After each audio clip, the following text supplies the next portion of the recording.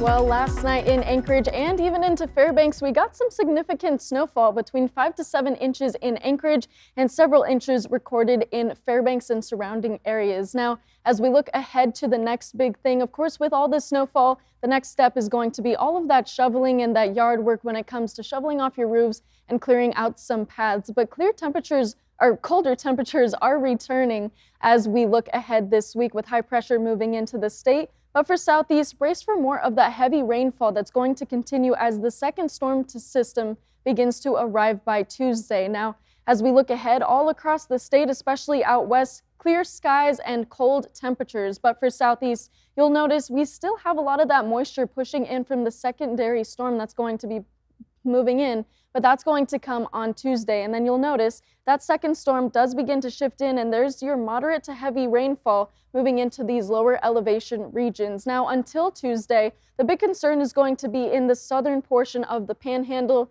into areas like Ketchikan, and we still have that flood watch underway, but brace for more of that rainfall and more of that precipitation to move in by Tuesday. But of course, all through this coming week, rain is going to be in the forecast every day for Juneau and other areas in southeast Alaska. Now, with these peak wind gusts, winds are a new concern as a result of the storm in southeast. You'll notice across the state, high wind gusts over in the Aleutians with 51 miles per hour in St. Paul. However, the strongest wind gusts have been recorded into Ketchikan on our map right now at 61 miles per hour. And these winds are only going to climb as this next system begins to move in. So, of course, I'll let you have the full screen for your weather alerts. The avalanche advisory is still underway for Juneau, so be sure to refer to the CBJ website for more information. But the high wind watch is going to move in by Tuesday night into Wednesday morning. So that's all of the region highlighted in brown right there, with gusts up to 60 miles per hour. But of course, that flood watch is still a main concern, with an additional 2 to 3 inches of rain likely for the southern portion of the Panhandle. Now, wind chill is a really big concern across the state, mostly out west, where we're seeing much of these colder temperatures and this cooling trend that is taking place. So brace for wind chill as low as 50 below zero in areas like Bethel, and even as low as 60 below zero in Kotzebue, where frostbite only takes less than 2 minutes to kick in. As always, be sure to bundle up anytime you go outside and make sure that you're bracing for that cold air outside. Now, across the region for southeast, more of this rain is on the way, and that's not going to change throughout this week. Brace for every day to be a rainy day, with these wind gusts around 15 to 20 miles per hour. But of course, they will pick up by Tuesday with that second storm system moving in.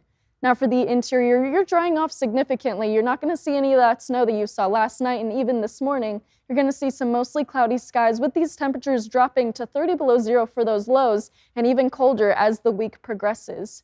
Now, for the North Slope, mostly cloudy skies, some flurries peeking into Dead Horse and Anaktuvuk Pass, but colder temperatures on the way. Again, colder temperatures, that's really what's going on across western Alaska. These temperatures are actually dropping 20 to 30 degrees below normal in some of these areas, especially like Bethel. Now, high pressure is why you're seeing these colder temperatures. But for the Aleutians, we're seeing a cooling trend of about 10 to 15 degrees below normal, especially for Cold Bay. So brace for some of these winds up to 40 and 45 miles per hour. But for the south central region, colder temperatures moving in, especially to Kenai, with these lows dropping into the negatives. That's that trend that we're looking ahead to. The only exception is the Copper River Basin, with these temperatures just sitting above freezing in Cordova and just slightly below freezing in Valdez. But into the Matsu Valley and into Anchorage, these overnight lows are going to drop into single digits and even potentially into the negatives. So take a look at your 7-day forecast, with these temperatures cooling just a little bit into Tuesday